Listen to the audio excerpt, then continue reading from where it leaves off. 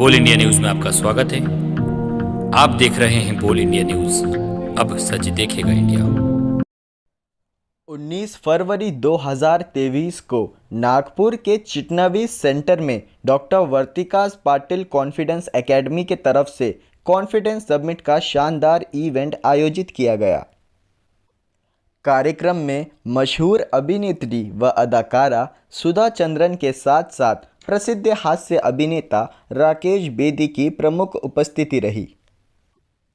प्रवक्ताओं के तौर पे डॉक्टर प्रमोद गिरी, डॉक्टर सुधीर भावे, डॉक्टर विवेक नानोटी, डॉक्टर पराग सिंघाल, डॉक्टर रुता धर्माधिकारी, डॉक्टर राज गजभिये, डॉक्टर महेश चोपड़े व देवेंद्र देशपांडे कार्यक्रम में मौजूद रहे। मिसेस वंदना परिहार ने विशेष प्रमुख अतिथियों को इंट्रोड्यूस किया। साथ साथ डॉक्टर अरुणा पाटिल और डॉक्टर प्रकाश पाटिल व नरेंद्र परिहार ने गेस्ट का स्वागत किया। डॉक्टर वर्तिका पाटिल व डॉक्टर हिमांशु पाटिल ने कॉन्फिडेंस समिट को ऑर्गेनाइज किया। डॉक्टर वर्तिकास पाटिल कॉन्फिडेंस एकेडमी के स्टूडेंट्स के साथ साथ नागपुर की कई जानी मानी हस्तियों को अभिनेत्री सुधा चंद्रन व राकेश बेदी ने सम्मानित किया। बोल इंडिया न्यूज़ से एमजे एंकर जीशान शफी की रिपोर्ट। इनकी खूबसूरती के बारे में कहूँ या फिर इनके मन की खूबसूरती के बारे में कहूँ? दोनों है, तभी तो कॉन्फिडेंस।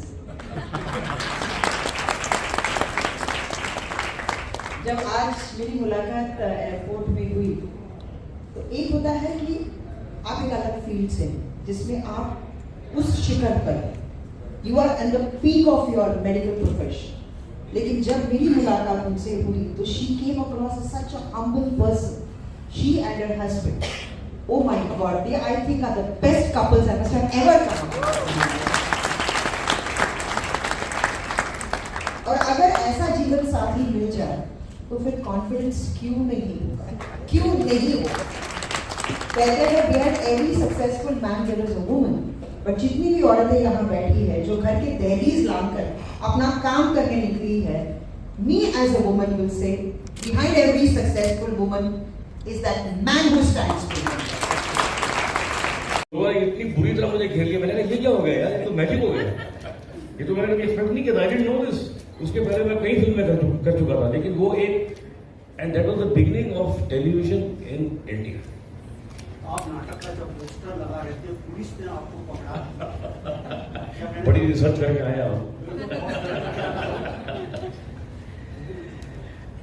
वो एक जब एमेच्योर थिएटर दिल्ली में करते थे तो एमेच्योर थिएटर में क्या होता है कि आपको नाटक भी खुद करना पड़ता है, हॉल भी अपने माँ बाप को झूठ बोल के अपने मनी पॉकेट मनी में से बुक कराना पड़ता है, टिकटें भी छपवानी पड़ती हैं खुद ही।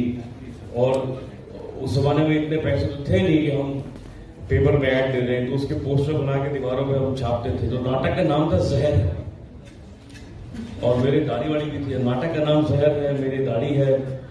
और प्रगति मैदान जो एरिया है दिल्ली का बड़ा सेंसिटिव एरिया है, क्योंकि बाजू में सुप्रीम कोर्ट है, हाई कोर्ट है, सारे लुटियंस दिल्ली जिसको बोलते थे वहीं पर है।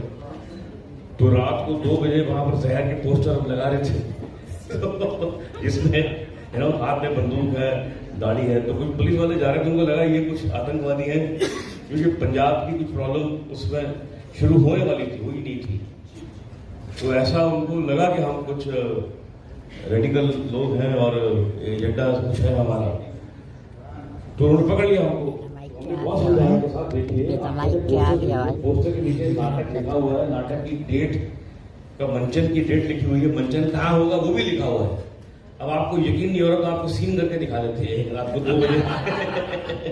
तो हमने नाटक का सीन करके दिखाया उनको, तब सुधा जी, एक सवाल ये था कि 28 जनवरी 1984 में मुंबई के सेंट जेवियर कॉलेज में जिस प्रकार से आपने जो परफॉर्मेंस दिया, जो पूरे देश को पसंद आया, तो क्या आपके जीवन का टर्निंग पॉइंट था?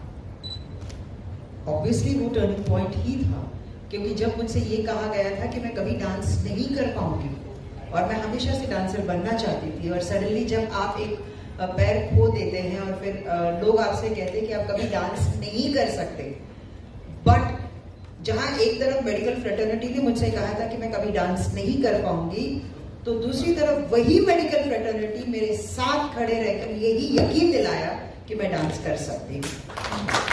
तो I am indected to the medical fraternity. मैं हमेशा कहती हूँ कि जो एक second innings of life came to me from the medical fraternity, और जब उस आर्टिफिशियल लिम्ब के साथ मैंने परफॉर्म किया तो मेरी जिद of my life and the biggest compliment that came to me was जब मैं डांस कर रही थी, परफॉर्मेंस के बाद डॉक्टर सेठी साहब मेरे पास आए और उन्होंने मुझसे पूछा कि I am little confused, is it the right leg और is it the left leg?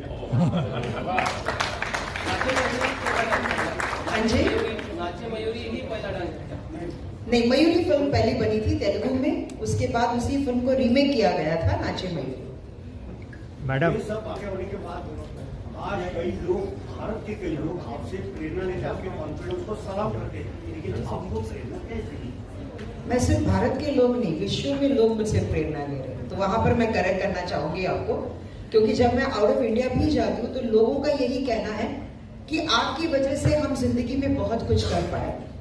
और मेरे लिए अगर मैं कहूँ, मेरे जो आइडल रहे हैं, ऐसा कोई खास व्यक्ति के बारे में मैं नहीं कहना चाहती हूँ, बट जो मेरे फेलियर्स रहे हैं, they inspired me to move ahead in life. जब जब मैं गिरी हूँ तब तब मैंने ठान ली थी कि अगर मैं 4 कदम नीचे गिरी हूँ तो 8 कदम तो मैं आगे चलूंगी। अच्छा खाता रास आता है, आपके प्रोडक्शन क्यों नहीं? अरे जहां से पैसा आता है हम वही चले जाते हैं, हम कलाकार लोग हैं। बट यस, बालाजी टेलीफिल्म्स मेरे लिए बहुत अहम इसलिए है क्योंकि जब मेरे पास काम नहीं था तब मुझे कहीं किसी रोज ऑफर किया गया था, और तब तक मैं कर ही रही थी, टेलीविजन तो मैं कर ही रही थी। लेकिन कहते हैं ना, हर कैरियर में एक टर्निंग पॉइंट बहुत इंपॉर्टेंट है। वो मेरे लिए इसलिए अच्छा था क्योंकि मैं बहुत पॉपुलर हुई, लेकिन अब इसलिए बुरा भी है क्योंकि नेगेटिव के अलावा मुझे और कोई रोल दिया ही नहीं जाता, जबकि मैं इतनी पॉजिटिव हूँ, लेकिन स्क्रीन पर मैं सिर्फ और सिर्फ नेगेटिव रोल्स करती हूँ। और जब मैं अच्छी बन के स्क्रीन पर आती हूँ तो लोग बोलते हैं, अरे सुधा जी मजा नहीं आ रहा है, जाओ ना घर जाके तोड़ो, तभी मजा आता है। तो अब मैंने घर नहीं, अब तो नागिनों को और जानवरों को तोड़ना मैंने सीख लिया। राजकुमार जी थे, एक मंजिल कलाकार थे फिल्म इंडस्ट्री के, वे आपके आप भी माइक दीजिए ना, जो पीछे जो लोग हैं उनको मालूम पड़े आप क्या पूछ रहे हैं। एक माइक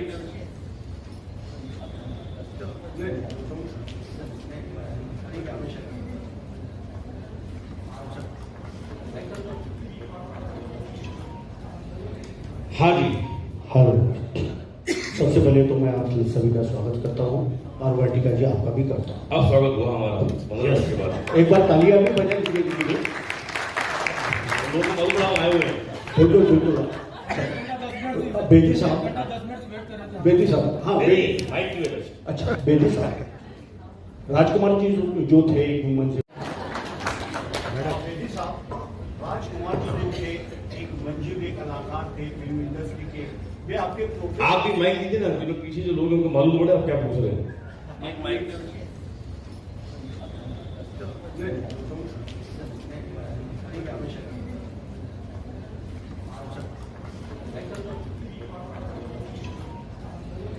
हाँ जी, हेलो, सबसे पहले तो मैं आप सभी का स्वागत करता हूँ और वाटिका जी आपका भी करता हूँ। अब स्वागत हुआ हमारा 15 मिनट के बाद। एक बार तालियां भी बजाएं इसलिए कि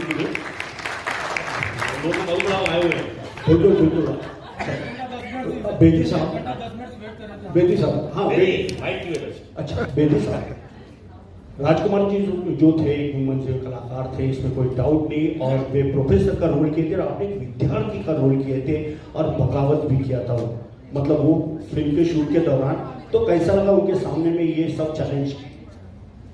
क्या मैं समझा नहीं, क्या क्या बोल रहा हूँ। राजकुमार जी हाँ, एक फिल्म में आप सर थे और आप विद्यार्थी थे, और किसी कारणवश आपने उनसे वो फिल्म का एक डायलॉग कि बगावत आपने किया था उनके सामने में। मैंने 3-4 फिल्में की है। मैंने एक बुलंदी एक फिल्म की थी, जहाँ तक बुलंदी, यस, बुलंदी का जिक्र कर रहे हैं आप, जिसमें मैं स्टूडेंट था, वो प्रोफेसर थे, उसका जिक्र कर रहे हैं। फिर एक मैंने फिल्म की थी तिरंगा, जिसमें मैं खबरी लाल का मेरा रोल था, जो बहुत शानदार था, लोग आज भी उसको देखते हैं उसको। तो आप उसकी बात कर रहे हैं? हाँ बिल्कुल, बुलंदी की बात कर रहे हैं। राजकुमार साहब के सामने में खड़ा होकर अभिनय करना एक बहुत बड़ी बात है। कितना आपको मतलब मेहनत करनी पड़ी, या क्या कॉन्फिडेंस आपने कैसा है? ये देखिए, ये जो आप सवाल कर रहे हैं, ये एक बिल्कुल ही एक डोंट माइंड माई सेइंग, लेकिन एक कॉमन मैन का ऐसा ख्याल होता है कि वो आदमी बहुत बड़ा है और वो उनके सामने कैसे काम होगा। जिस समय काम किया जाता है उस समय वो भी अपने किरदार में है, मैं भी अपने किरदार में। उनको जो सारी रिस्पेक्ट है, सारी इज्जत है, सारी जो उनके प्रति मेरे मन में भावना है, वो शॉट से पहले है और शॉट के बाद है। उस शॉट में अगर मुझे उन्हें गाली भी देनी होगी तो मैं गाली दूंगा और वो सुनेंगे भी, क्योंकि वो रोल ऐसा है। यानी आप एक्टिंग को काम नहीं बल्कि शौक समझते हैं। शॉट मतलब नेचुरली मेरा काम शॉट दे रहा हूँ, जो मैं शॉट दे रहा हूँ, जो मैं जो रोल कर रहा हूँ, उस रोल में जो अगर मुझे रोल ये दिया गया है या उनको ये रोल दिया गया है कि मुझे थप्पड़ मारना है तो थप्पड़ मारेंगे, मैं थप्पड़ खाऊंगा।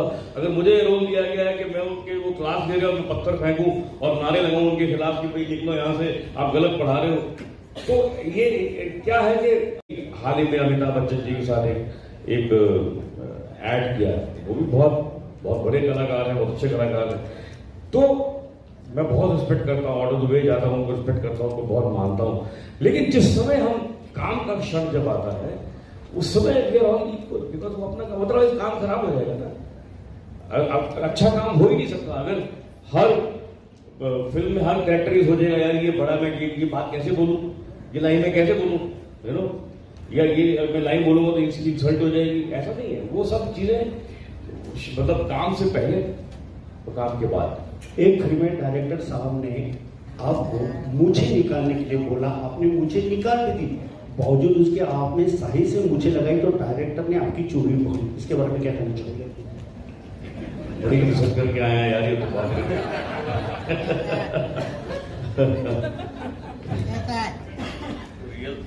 नहीं कोई और भी हाथ खड़ा नहीं। एक मिनट, आखिरी सवाल तो ये जो किस्सा है ये फिल्म चश्मे बदूर का है।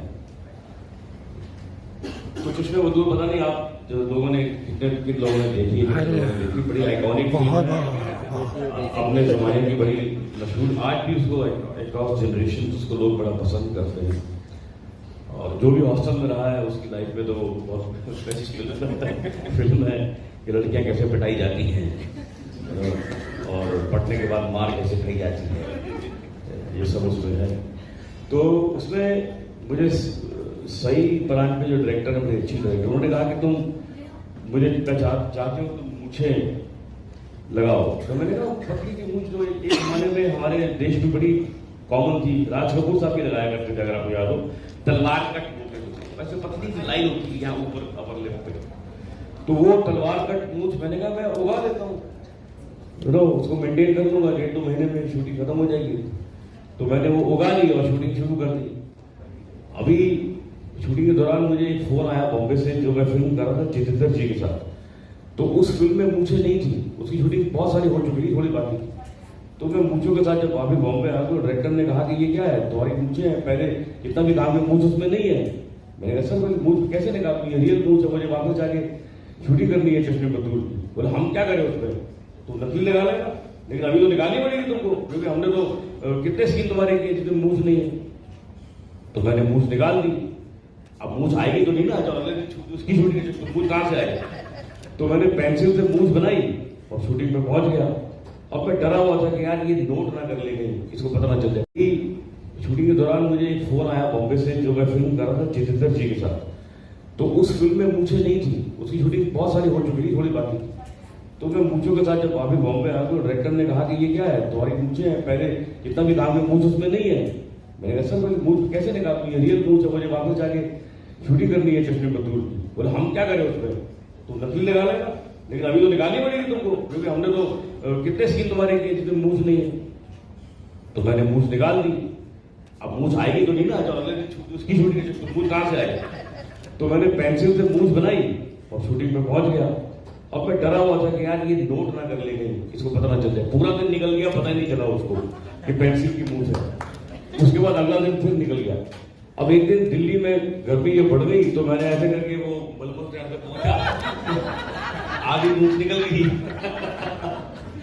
तो मुझे सही ने बहुत डांटा, ये क्या है, मूंछ कहां तुम्हारी। मैंने कहा मतलब ये वो मैंने पेंसिल से बना रहा हूँ। बोले कितनी बार मैंने कहा था, मैंने कहा देखो 4 दिन हो गए तुमको पता नहीं चला है देखो आज ये लीगली तुमको मालूम पड़ रहा है, तो डोंट वरी, ऑडियंस में किसी को पता नहीं चलेगा, ये मेरी गारंटी है। और आज तक किसी को पता नहीं चला, तो मैंने बताया नहीं, लोगों को पता नहीं चला क्यों गारंटी थी। बस मेरा आखिरी का सवाल है, दोनों से है कि वर्तिका जी, नाविद भाई जस्ट मिनट, मेरा आखिरी का सवाल है बेदी साहब और सुधा जी कि हमारे नागपुर शहर की आन बान शान वर्तिका पाटिल जो है, ये कॉन्फिडेंस जो एकेडमी चला रही है उनके बारे में क्या कहना चाहोगे, क्योंकि बहुत अच्छा उनका काम है। पहले आप अपने गाड़ी में छूट जाए। देखिए मुझे ऐसा लगा आज जब मैंने इनको देखा एयरपोर्ट पे, मुझे को देख के लगा कि मेरे तो कॉन्फिडेंस देखते ही इनको आ गया, इतनी खूबसूरत लड़की मेरे सामने खड़ी हुई, कॉन्फिडेंस किसने नहीं आ गया है ना। तो देखो मजाक कर रहा हूं, ये आज की डेट में ये एक बहुत बड़ा इंग्रेडिएंट है कॉन्फिडेंस, जिसको हम बहुत कम लोग इस पे बात करते हैं, इसके बारे में सोचते हैं, इसके बारे में कहते हैं या सिखाते हैं, मैं कहूँगा। तो उनमें से मैं कहूँगा कि मैं बहुत सालों से मोटिवेशन लेक्चर लेता हूँ और उसके अंदर बहुत सारी बातें होती हैं, लेकिन एक सिर्फ कॉन्फिडेंस के अंदर, एक कॉन्फिडेंस के बारे में बात करना, लोगों के अंदर वो उसको भरना और उसमें इस तरह की एक फंक्शन को ऑर्गेनाइज करना, ये अपने आप में बड़ी अच्छी बात है। क्योंकि देखिए, हाँ बजा लीजिए ताली।